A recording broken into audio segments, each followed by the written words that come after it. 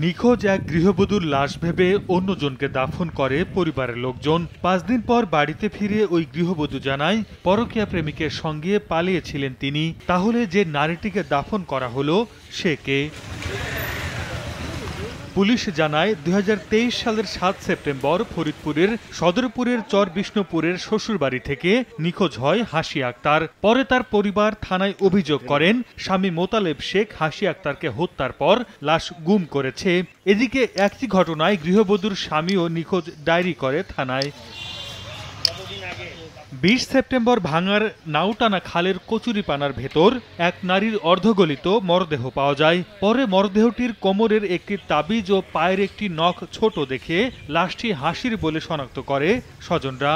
আইনগত প্রক্রিয়া শেষে শৈলডুবি মদিনাতুল কবরস্থানে দাফন করা হয় মরদেহটি। ঘটনাটি বিভিন্ন গণমাধ্যমে প্রচার হলে ৫ দিন পর বাড়ি ফিরে আসে হাসি আক্তার। সে জানায়, পরকীয়া প্রেমিকের সঙ্গে বাড়ি থেকে পালিয়ে ছিলেন ময়মনসিংহে। নগদের কাছে সব গ্রাহকই প্রিয়, তাই তো সারা দেশে ক্যাশ আউট চার্জ সবচেয়ে কম। ঘটনাটি জানাজানি হলে ভাঙার ফাজিলপুরের ইয়াদ আলী ব্যাপারী নামে এক ব্যক্তি মরদেহটি তার মেয়ে কল্পনা বেগমের বলে দাবি করেন। বিষয়টি নিশ্চিত হতে বুধবার দুপুরে কবর থেকে মরদেহটি উত্তোলন করে পুলিশ।